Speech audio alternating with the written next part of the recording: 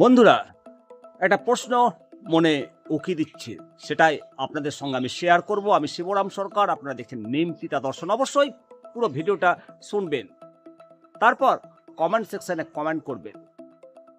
আপনারা জানেন যে সারা দেশে এক ভোট, এক ট্যাক্স, এক মূল্যবৃদ্ধি সূচক এবং এক শিক্ষানীতি যদি বাস্তবে কার্যকর হয়, তবে বেতন কাঠামো এক হবে না কেন? এই প্রশ্নটি আমাদের সকলের মনে উঁকি দেয়।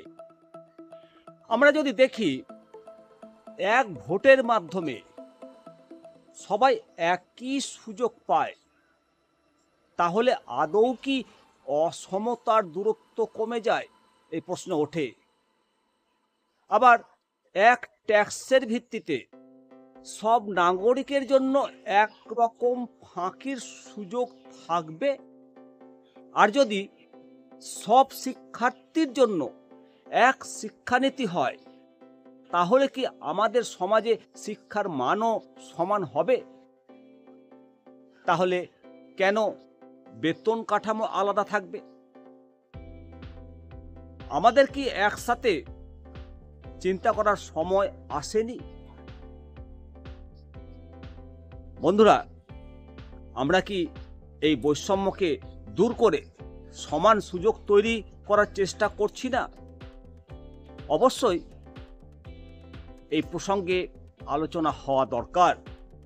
এক ভোট, এক ট্যাক্স, এক মূল্য, এই ধারণাটি সারা দেশে একটি সাম্য প্রতিষ্ঠা করতে পারে।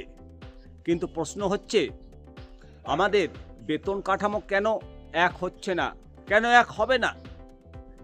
যখন আমরা এক ভোটের কথা বলি, তখন আমরা সবাইকে সমান সুযোগ দেওয়ার কথা বলি। একইভাবে এক ট্যাক্সের মাধ্যমে সবাইকে একরকম দায়বদ্ধতা পালন করতে হয়। কিন্তু বেতন কাঠামো কেন আলাদা? এক মূল্যসূচক, এক শিক্ষানীতি থাকা সত্ত্বেও আমাদের শ্রমের মূল্যায়ন কেন ভিন্ন ভিন্ন? যদি আমরা এই সব কিছুতে সাম্য চাই, তাহলে বেতন কাঠামোতে বৈষম্য কেন? এই প্রশ্ন ওঠে। এখন সময় এসছে আমাদের ভাববার, কেন আমাদের সমাজে এই অসমতা? একসাথে মিলিত হয়ে আমাদের উচিত এই সমস্ত প্রশ্নগুলোর উত্তর খোঁজা। সবার জন্য সমান সুযোগ নিশ্চিত করা দরকার।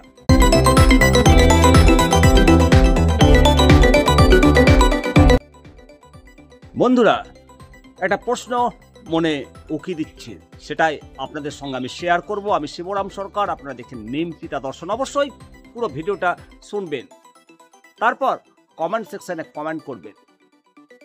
আপনারা জানেন যে সারা দেশে এক ভোট, এক ট্যাক্স, এক মূল্যবৃদ্ধি সূচক এবং এক শিক্ষানীতি যদি বাস্তবে কার্যকর হয়, তবে বেতন কাঠামো এক হবে না কেন?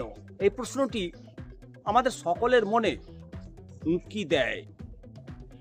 আমরা যদি দেখি, এক ভোটের মাধ্যমে সবাই একই সুযোগ পায়, তাহলে আদৌ কি অসমতার দূরত্ব কমে যায়? এই প্রশ্ন ওঠে। আবার এক ট্যাক্সের ভিত্তিতে সব নাগরিকের জন্য একরকম ফাঁকির সুযোগ থাকবে? আর যদি সব শিক্ষার্থীর জন্য এক শিক্ষানীতি হয়, তাহলে কি আমাদের সমাজে শিক্ষার মানও সমান হবে? তাহলে কেন বেতন কাঠামো আলাদা থাকবে? আমাদের কি একসাথে চিন্তা করার সময় আসেনি? বন্ধুরা, আমরা কি এই বৈষম্যকে দূর করে সমান সুযোগ তৈরি করার চেষ্টা করছি না? অবশ্যই এই প্রসঙ্গে আলোচনা হওয়া দরকার। এক ভোট, এক ট্যাক্স, এক মূল্য, এই ধারণাটি সারা দেশে একটি সাম্য প্রতিষ্ঠা করতে পারে। কিন্তু প্রশ্ন হচ্ছে, আমাদের বেতন কাঠামো কেন এক হচ্ছে না, কেন এক হবে না? যখন আমরা এক ভোটের কথা বলি তখন আমরা সবাইকে সমান সুযোগ দেওয়ার কথা বলি। একইভাবে এক ট্যাক্সের মাধ্যমে সবাইকে একরকম দায়বদ্ধতা পালন করতে হয়। কিন্তু বেতন কাঠামো কেন আলাদা? এক মূল্যসূচক, এক শিক্ষানীতি থাকা সত্ত্বেও আমাদের শ্রমের মূল্যায়ন কেন ভিন্ন ভিন্ন? যদি আমরা এই সব কিছুতে সাম্য চাই তাহলে বেতন কাঠামোতে বৈষম্য কেন? এই প্রশ্ন ওঠে। এখন সময় এসছে আমাদের ভাববার, কেন আমাদের সমাজে এই অসমতা? একসাথে মিলিত হয়ে আমাদের উচিত এই সমস্ত প্রশ্নগুলোর উত্তর খোঁজা। সবার জন্য সমান সুযোগ নিশ্চিত করা দরকার।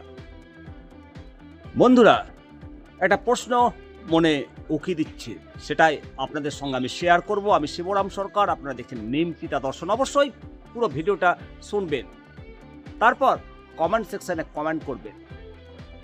আপনারা জানেন যে সারা দেশে এক ভোট, এক ট্যাক্স, এক মূল্যবৃদ্ধি সূচক এবং এক শিক্ষানীতি যদি বাস্তবে কার্যকর হয় তবে বেতন কাঠামো এক হবে না কেন? এই প্রশ্নটি আমাদের সকলের মনে উঁকি দেয়। আমরা যদি দেখি এক ভোটের মাধ্যমে সবাই একই সুযোগ পায়, তাহলে আদৌ কি অসমতার দূরত্ব কমে যায়? এই প্রশ্ন ওঠে।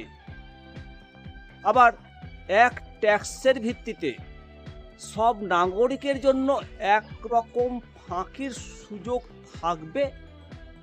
আর যদি সব শিক্ষার্থীর জন্য এক শিক্ষানীতি হয় তাহলে কি আমাদের সমাজে শিক্ষার মানও সমান হবে? তাহলে কেন বেতন কাঠামো আলাদা থাকবে?